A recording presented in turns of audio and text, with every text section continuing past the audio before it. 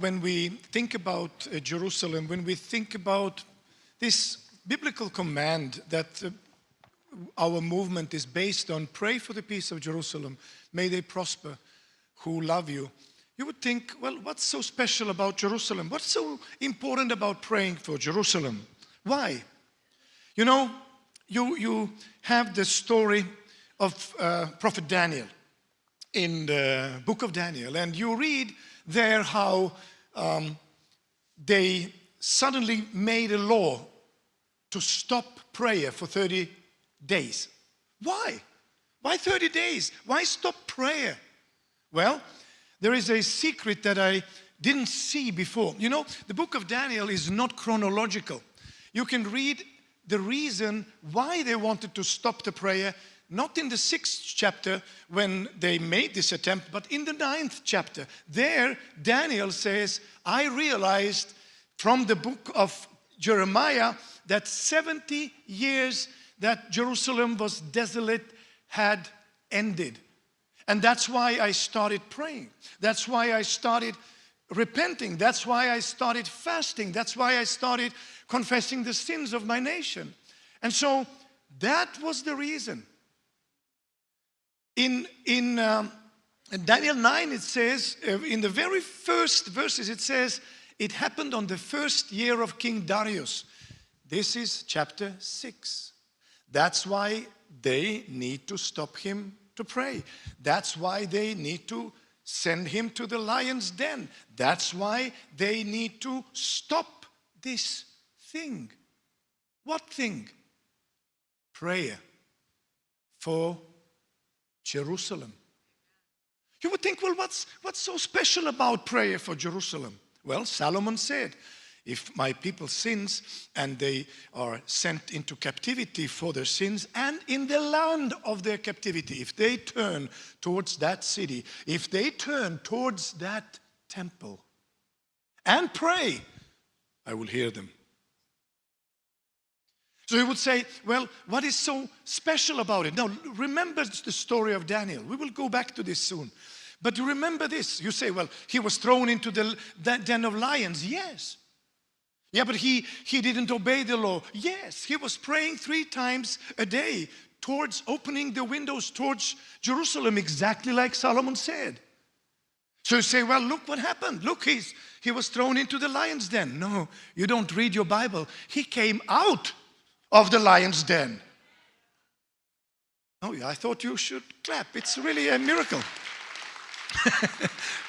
Well, think of this. How many of you have come out of lion den?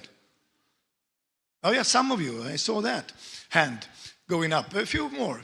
Yeah, but you see, he walked out of the lion's den, and the miracle was the following. The king changed the laws of the land. He said, everybody in this country has to fear the God of Daniel. Everybody in this land. So what happens? You pray for the peace of Jerusalem in Babylon, and the blessing will come, yeah, of course, and the answer will come to Jerusalem, but the blessing would come to Babylon. You say it almost sounds like crazy. I mean, Babylon blessed. But you see, this is exactly what Daniel said. Jeremiah said, seek for the welfare of the city where I have sent you, because its welfare is your welfare. So, prayer for the peace of Jerusalem brings a blessing over Denmark, brings a change over Denmark. Now, we have seen it so many times. So many times. We were in Holland in 2019.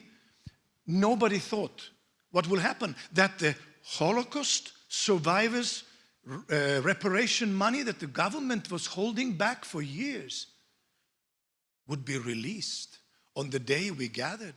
The Jewish community, the rabbis, the Christian community, the pastors, we were in the Ridderzaal, in the very place where the king speaks to the nation. The very day we gathered, and Jack van der Tong was on the stage and quoted the prophet Isaiah saying, my people is robbed and no one says give back. And his voice broke in tears. Give back, he said. The government obeyed. Tens of millions of euro were released that day. That very day. Now, I don't know what miracle will happen in Denmark, but I know one thing. We have to gather a nation. We have to gather a group of people who would dedicate at least for 30 days to pray like Daniel did. There's something about it. There's something about it. We've seen miracles in Italy, Rome, we were in Australia. I mean, it's the 22nd Jerusalem prayer breakfast outside of Jerusalem. I'm so glad we have so honorable people here. We have the Knesset member Ohad Tal. We have Knesset member Mikhail Biton. We have former Knesset member Robert Ilatov.